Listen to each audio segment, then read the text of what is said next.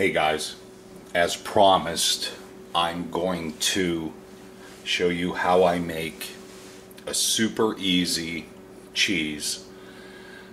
It's more of a crumble than anything. I've made it, I'm not going to say a lot, but I've made it several times and I'm always happy with it. It's great for sandwiches, bagels, put on top of your scrambled eggs for breakfast. You know, wherever you like a crumbled cheese. The finished product kind of brings to mind a gorgonzola, and the beauty of this is you can flavor it any way that you want. And the way that I like to do it is put in some chives. They're from my herb garden. I like the Himalayan pink salt and some garlic. And for me, that's it. I mean, you can flavor it any way that you want, but this is how I like it. So what you're going to need is 4 teaspoons of salt of your choice, a gallon of milk, and for this recipe I like whole milk because it has more fat in it and it lends to a better texture. And you're going to need a half a cup of vinegar. And for flavor's sake, I use apple cider vinegar. Now, what I'm going to do is put the gallon of milk in the pot that you see. I'm going to put in 2 teaspoons of the salt. I'm going to put in the chives, and I'm going to put in, believe it or not, 6 tablespoons of the garlic. Very slowly heat this and bring it to a boil. You don't want it to burn and start, you know, burning to the bottom of your pan. Once it's boiling, I'll let it boil for about a minute. Then I'll shut the heat off.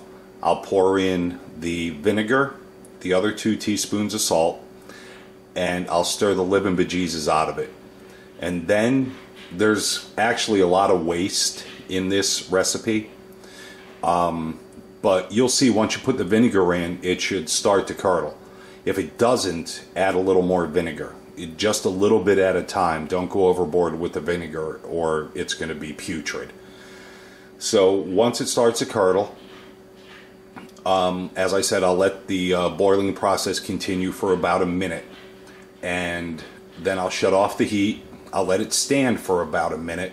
And then I'll pour it through a very fine colander and let all the liquid run off.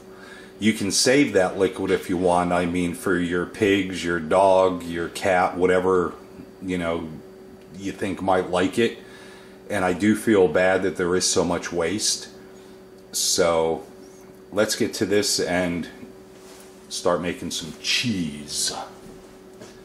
Unfortunately, it's been a little chilly here, so the amount of chives that I have is probably about a quarter of what I would normally put in this.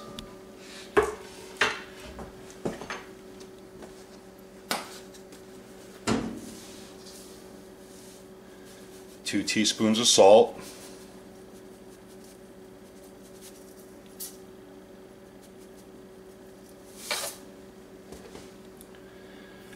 And then the garlic. And I use the cheapo stuff here, the granulated garlic, and it works just fine.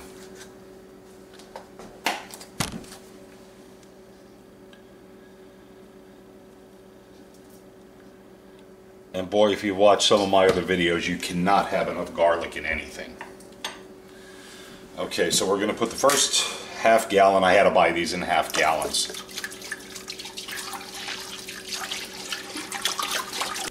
Okay, so here's the second half gallon of the whole milk, and then we're going to turn the heat on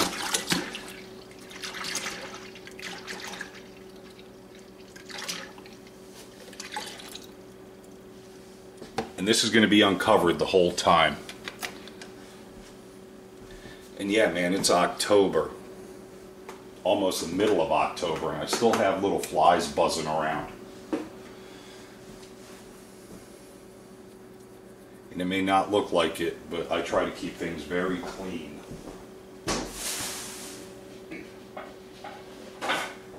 These glass top stoves are a nightmare. This is the second one I had, and even using the chemicals cleaners that come with the stove or that they recommend, man, they're a nightmare to keep clean. Okay, so we're gonna let this heat up and come to a boil, and we'll be back. Okay, so I couldn't resist. My wife bought this yesterday with the intent of using it for grinding herbs and spices and so forth. So I just used it with a little more garlic, and I put some crushed red pepper in this too. I like a little heat, so I didn't put a lot, so it should be pretty mild, so to speak. And I'm gonna mix that in with this cheese as well. And again, I'm going to bring it up to a boil very slowly so that these ingredients have a chance to infuse with the liquid, with the milk. So it's starting to heat up pretty good now.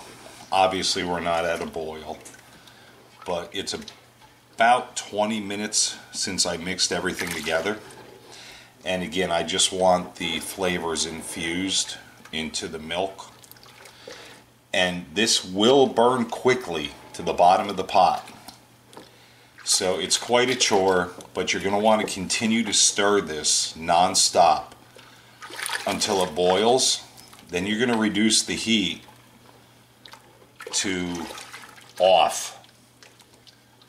And you're going to want to continue to stir it. And once you shut the heat off, pour in your vinegar.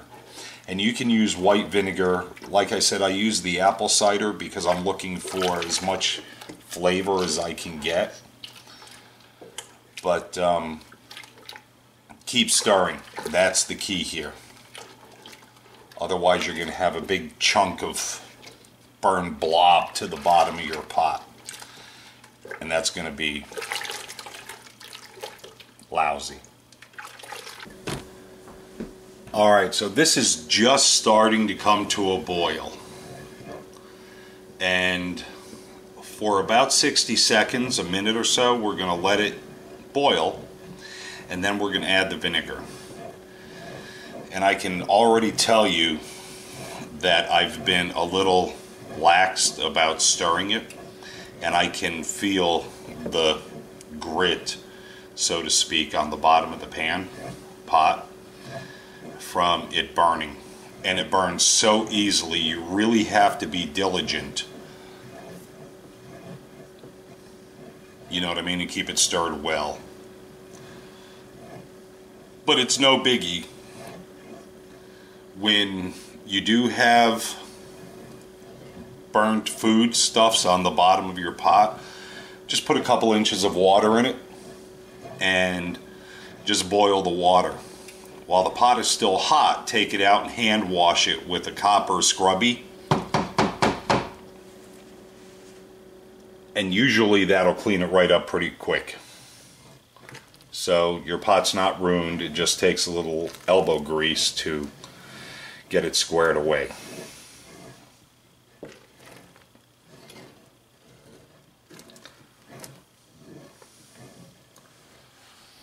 Alright, I can see the timer on my stove.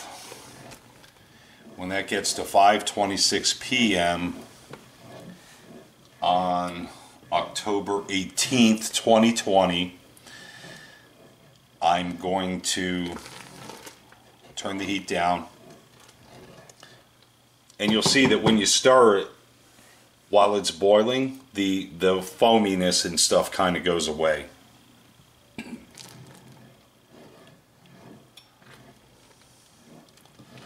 Alright, so now it's time for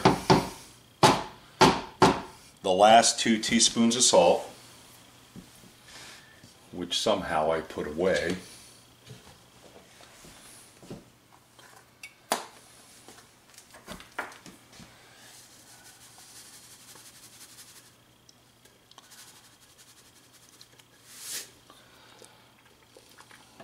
swish a spoon around in the liquid to clean it up. Throw that right in the sink. And now we're going to pour in the vinegar. And as I said, this is where the magic happens.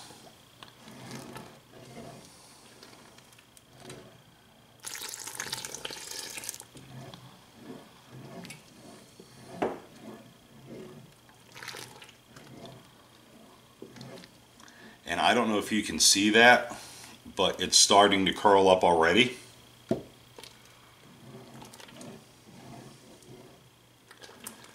And I may actually need a little more vinegar in here, because it should be curling up a lot more than it is. So I'm going to shut the heat down a little bit, instead of a boil, to about 50% of the temperature the stove is capable of. And we're going to get a little more vinegar.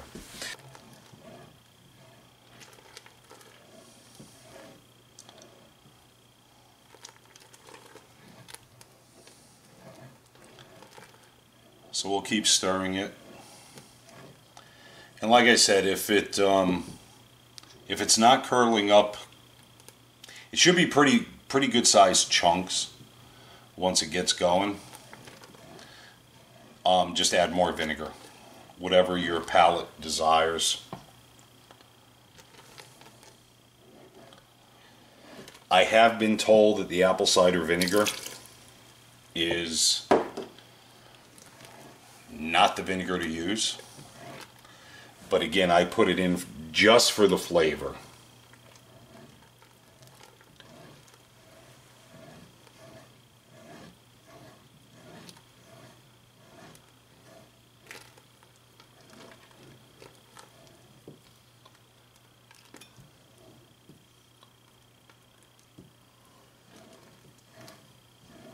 So I'm going to keep stirring this, and I'll show you what the outcome is pretty quick here. So we'll be back.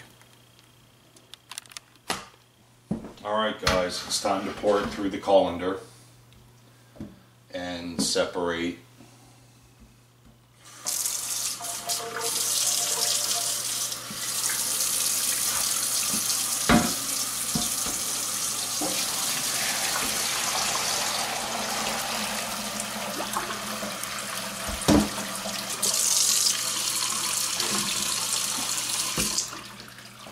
as I said, there's a lot of waste, and I'm not going to catch any of the waste.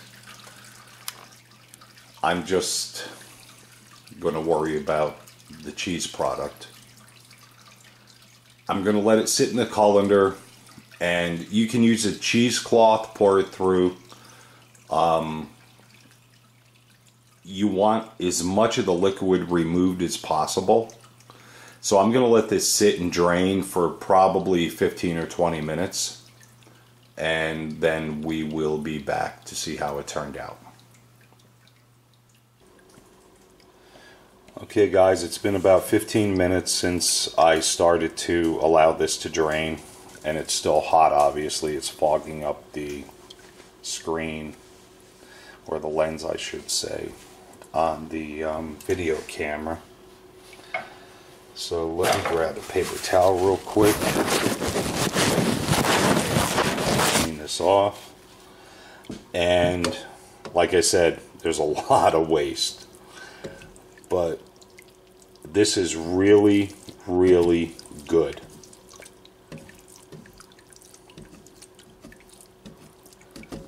I can still hear some water draining out, or liquid, the milk, whatever. And you probably wind up with about a pound of this cheese. And it's really, like I said, on bagels, over eggs in the morning, and so on. It's really, really awesome. So if you're in the mood to spend a little time and a gallon of milk and a couple ingredients that suit your palate, I really recommend giving this a try. So you guys have a great Sunday, and we'll talk soon. Take care, y'all.